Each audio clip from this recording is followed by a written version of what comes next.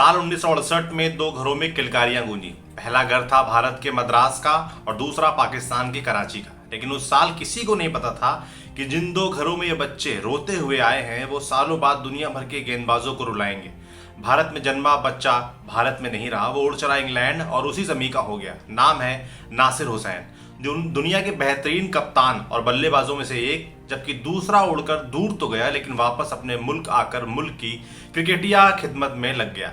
नाम है सईद अनवर। एक ही साल में जन्म और फिर विदेश उड़ने के अलावा नासिर और सईद अनवर में एक और समानता है, वो ये कि इन दोनों के ही क्रिकेट करियर का सर्वश्रेष्ठ स्कोर साल 1997 में बना। सईद ने तो उसी मद्रास में घुसकर एक कारनामा किया जहां नासिर हुसैन की किलकारियां गूंजी थी। नासिर का किस्सा किसी और दिन आपको बताएंगे। आज बात सईद की ऐतिहासिक पारी की। बचपन में ही कनाडा घूम आए सईद ने अपना कॉलेज पाकिस्तान में ही किया। 1989 में ग्रेजुएशन पूरी करते करते वो पाकिस्तान टीम में एंट्री मार चुके थे। ऑस्ट्रेलिया में डेब्यू करने वाले शुरुआती 3 मैचों में उनका कुछ खास प्रदर्शन नहीं रहा, लेकिन पाकिस्तान लौटते ही गुजरावाला के जिन्ना स्टेडियम में भारत के खिलाफ 16 ओवर के वनडे मैच में 32 गेंदों में 42 रनों की उन्होंने पारी खेली। पाकिस्तान वो मैच 7 रनों से जीत गया। भारत के खिलाफ होम सीरीज के बाद पाकिस्तान टीम फिर से ऑस्ट्रेलिया दौरे पर गई। वहां पर सईद को ओपन करने का मौका मिला। बस फिर क्या, उन्होंने श्रीलंका के खिलाफ सिर्फ 99 गेंदों में 126 रन ठोक दिए। ये वो स्कोर था जिसके बाद वो पाकिस्तान टीम के परमानेंट मेंबर ओपनर हो गए। साल दर साल वो शानदार फॉर्म में बने रहे। उनके बारे में क्रिकेट जानकार ये भी मान बैठे कि यह बल्लेबाज आगे की पीढ़ी का है, जिसका फुटवर्क नहीं है लेकिन शॉट और रिस्ट वर्क कमाल का है। देखते ही देखते बाएं हाथ के इस बल्लेबाज का खेल पाकिस्तानी फैंस के दिलो दिमाग पर चढ़ गया। सईद के ओवरऑल खेल के साथ साथ उनके ऑफ साइड खेल को लोग इतना पसंद करते थे, इसका अंदाजा पाकिस्तान के क्रिकेट राइटर की इस बात से लगाया जा सकता है। वो कहते हैं, भारतीय फैंस कहते हैं कि ऑफ साइड पर पहले भगवान है और फिर सौरव गांगुली, मगर पाकिस्तानी फैंस को ये कभी समझ में नहीं आया कि ये भगवान कौन है और आखिर सईद अनवर से बेहतर कैसे खेल सकता है।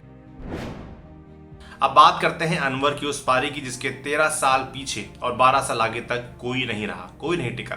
साल 1997 इंडिपेंडेंस कप, भारत की आज़ादी के 50वें साल पर पाकिस्तान, श्रीलंका और न्यूजीलैंड की टीमें भारत खेलने आई। पाकिस्तान की टीम मोहाली और फिर मोहाली से ग्वालियर होते हुए मद्रास पहुंच गई। न्यूजीलैंड और श्रीलंका से मुकाबलों के बाद अगला मैच 21 मई को चेन्नई में खेला जाना था भारत के खिलाफ।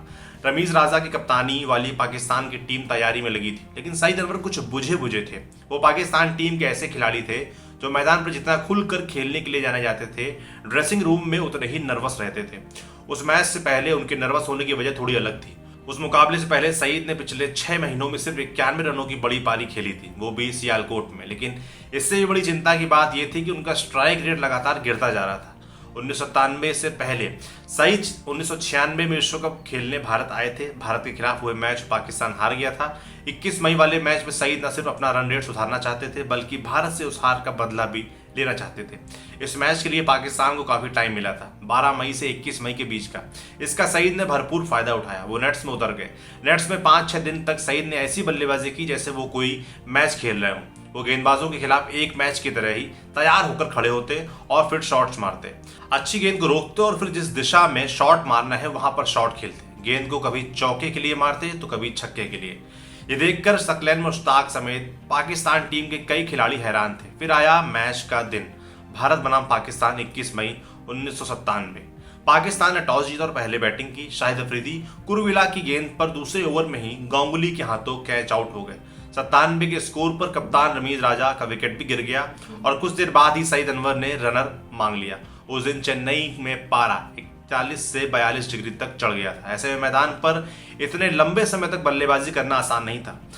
अब मैदान पर पाकिस्तान के 3 खिलाड़ी मौजूद थे। शाहिद अफरीदी टीम में सबसे यंग और फिट थे। वो दौड़ते हुए अनवर के लिए मैदान पर पहुंच गए। अब अनवर ने एक अलग अंदाज में बल्लेबाजी करनी शुरू की। वेंकटेश प्रसाद, कुरुविला, रॉबिन सिंह, सुनील जोशी, खुद कप्तान सचिन तेंदुलकर और यहां तक कि अनिल कुंबले भी कुछ नहीं कर सके। पारी के 41वें ओवर में तो अनवर ने कुंबले को लगातार 3 छक्के मारकर भारतीय गेंदबाजों के कंधे झुका दिए। भारतीय दर्शक सईद अनवर की ऐसी पारी देख रहे थे जो इतिहास रचने वाली थी। सईद ने उस पारी में पहले एजाज के साथ 116 रनों की और फिर इंजमाम के साथ 84 रनों की साझेदारी की। लेकिन जब अनवर थकने लगे तो उन्होंने बाउंड्री का जमकर इस्तेमाल किया। अपनी पारी में उन्होंने 22 चौके और 5 छक्के लगाए। पारी के 47वें ओवर में उन्होंने स्क्वायर लेग दिशा में जैसे ही चौका मारा, विवियन रिचर्ड्स का 13 साल पुराना रिकॉर्ड टूट गया। अनवर अब वनडे क्रिकेट के नए बादशाह थे। देखते ही देखते वो 190 में पहुंच गए। मैदान पर मौजूद दर्शक और सभी को वनडे क्रिकेट में 200 का स्कोर बनता दिख रहा था, लेकिन 194 पर पहुंचे सईद को सचिन तेंदुलकर ने कैच आउट करवा दिया। वनडे क्रिकेट में 200 रन बनने थे, लेकिन उस दिन नहीं, क्योंकि वो कारनामा तो 13 साल बाद ग्वालियर के मैदान पर होना था, खुद सचिन के हाथों से, जिन्होंने सईद को रोका था। इससे पहले जिम्बाब्वे के चार्ल्स कोवेंट्री ने बांग्लादेश के खिलाफ 2009 में बिना आउट हुए 194 रन बनाए, जिसकी वजह से टॉप पर्सनल स्कोर की लिस्ट में उनका नाम सईद से ऊपर आने लगा। हालांकि सईद की पारी का स्ट्राइक रेट कोवेंट्री से बहुत ज्यादा रहा। उस मैच में पाकिस्तान ने 327 रन बनाए और भारत उस मैच को 35 रनों से हार गया। 90 के दशक में सईद अनवर का कद सचिन तेंदुलकर और सनत जयसूर्या जितना भले ही ना माना जाता हो, लेकिन उन्होंने एक नहीं कई बार इस धारणा को तोड़ने की कोशिश की। साल 2001 में सईद की 3 साल की बेटी की मौत हो गई। इसके बाद वो क्रिकेट से संन्यास लिए बिना ही धर्म की शरण में चले गए। उन्होंने खेल के मैदान पर वापसी की, लेकिन अब खेल वैसा नहीं रहा जैसा लोगों ने देखा था। भारत के खिलाफ 101 रन की यादगार पारी के साथ 2003 का विश्व कप उनके करियर का आखिरी विश्व कप रहा।